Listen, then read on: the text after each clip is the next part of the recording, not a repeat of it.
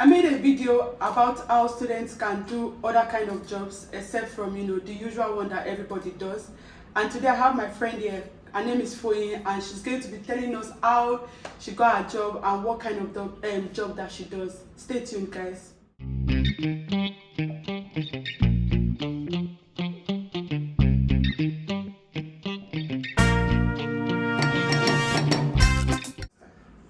Hi guys, welcome back to the channel, and this is Bames here. Today I have a friend on this channel, and her name is Foyin. I'm going to allow her to introduce herself. Please introduce yourself. Hi everyone, my name is Foyin, aka Mommy Pounds.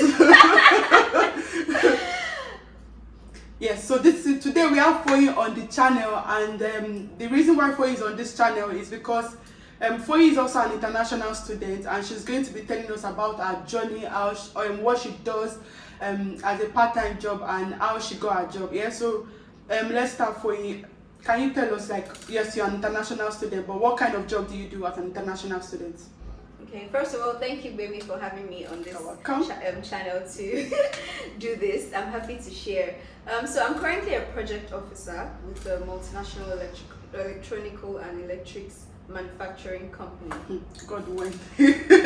God wait. So you guys can hear, right? She's a project officer and she's a student. So do you work part-time with this company? Yes, I do. I work part-time, 20 hours a week, as our visa allows us to during school periods. Right, correct. So can you tell us how you were able, and can you just give us an idea of what this job is about and how you were able to get this job even as an international student? All right. So I like project management, and I decided to go into it fully. So I started a little bit of it about 2 years ago, and coming here this year to start my MBA. I'm doing my MBA at the moment, and they're kind of related as well. And I had to just rebuild my CV, my entire CV and my LinkedIn to capture what I wanted. I had done a lot of trainings, volunteer work, internships, and online courses as well. Right. So I put all that together in my CV and on my LinkedIn profile, and I used that to apply for jobs. I actually got my job through LinkedIn.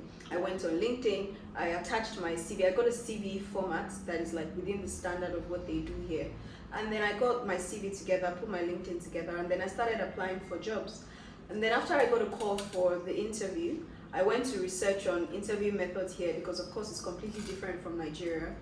They have like a STAR methodology of answering questions in interviews. I had to learn all that to use that to prepare for my interview, and my interview went great. And after just the first interview, I got the job. See?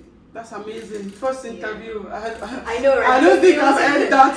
Exactly, because they actually told me, in fact, the first interview, the email said first stage interview. Exactly. So I had to ask them at the end of that first interview, like, how many stages is it going to be? And they said, oh, don't worry, it shouldn't be more than 2 or 3. I was like, okay, cool. So a week later, when I got a call, I thought they were calling me to say, oh, you're proceeding to the second stage. But the lady was like, oh, you got the job. I was like, wow. Wait. Literally, me myself, I've had to like do like three stages interview, but that's a good one. Yeah. So as you guys can hear, your CV is very important. LinkedIn is also a good, as far as you know what you want and you go for it, right? So having UK format CV, your LinkedIn, and ensuring that you make your research on the company and how interview is done in this country. I don't think anything is difficult for anyone.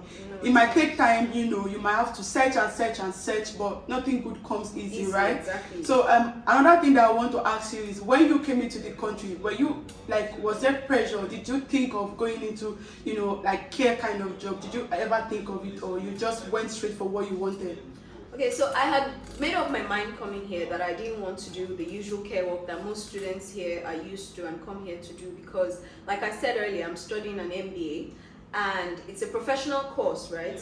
So I wanted something that I could put on my CV as valuable work experience, so that when I finish my program, I can be able to use that experience to get jobs. In the UK, experience is everything. Experience is everything in the UK. They're so particular about work experience. So while you're studying, if you're able to get actual work experience that relates to what you're doing, it increases your chances of getting a very good job when you finish your program. That's right. Your master's or whatever you're studying.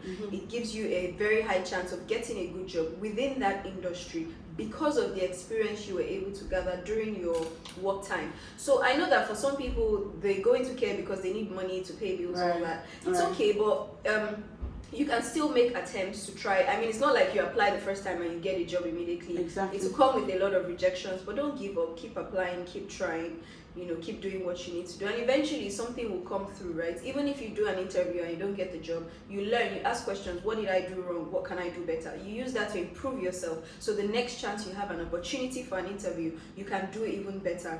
And I mean, with that, the sky is the limit. Once you finish your program, you'll be easy to get a job that will probably even give you the certificate of sponsorship that we also want badly. Exactly. Like, it's so important. And a disclaimer, right? This is not to make anybody doing care feel bad or anything, right?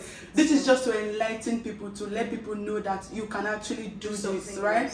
And this is something that I've taken upon myself. I'm going to be bringing like some other people so that they can share their journey and you guys can see that it's actually possible, right? Of course, and possible. Even if you're doing the care and all of those things, don't lose track. Like, ensure that you have like a set target. This is what I want to do while you're doing that, because we all know money is needed, adulthood is hard, right? But you can also on the side be looking for what you want, right? So the last question I'm going to ask you now is, what advice would you give to someone that is coming as an international student and they have, because obviously the skills are important, you feel like you know that you have the skills, what advice would you give to them? Okay, so most importantly, you need to know what you're doing, right? First of all, coming to the UK to study, I feel like you should be very particular about the course you're coming to study. You shouldn't just study any course, because they have a lot of courses here that may not exactly get you the kind of job you're looking for at the end of the day, and they fit better for their own people here. But as an immigrant, it's better you study something that you know it's highly demanded in the market, and that when you finish, you'll be able to use it to get a good job. So once you know that, you know what you want to do, you know what you're studying, then you now start looking for like volunteering jobs or internships within that space or that industry. So it doesn't have to be paid, it can be free, but it still counts as work experience, and you can put it on your CV. And that free work experience can actually get you a job. In fact, my job that I have now, I got it based off of a job on my CV that was actually a paid internship. I paid for the internship, right? I paid the company to teach me and give me practical work experience. They didn't pay me, but that got me a job today, right? So it doesn't have to be something paid. It can be free, but it's valuable work experience. You can use it on your CV and use it to get an actual paid job. So yes, you can do that while you're studying. Volunteer, get internships. If you need to go online and register for courses that are within that field so you can improve your knowledge on it. If you need to get certifications to write exams, certification exams or professional exams, so you can do that and add it to your CV. These are the things that increases your chances: experience, your education, knowledge, the skills, the certifications. Once you have all that, then I mean, you can do whatever. Thank you very much, Mommy Pounds, and I hope that this video is going to actually help someone out there. If you know that you have the skills, please don't kill the skills. Like, go for what you want. The sky is your limit, and just go out there. LinkedIn is a very powerful platform. Please just shoot your shot. Literally, shoot your shot as much as you can, and trust me, you will get something, right?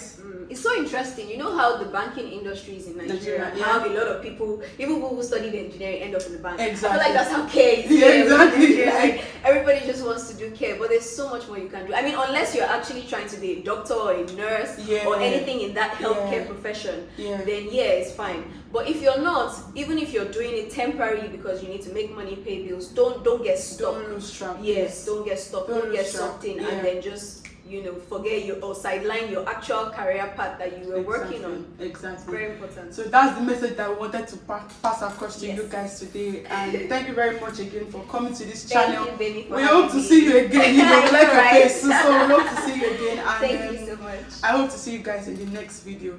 Bye.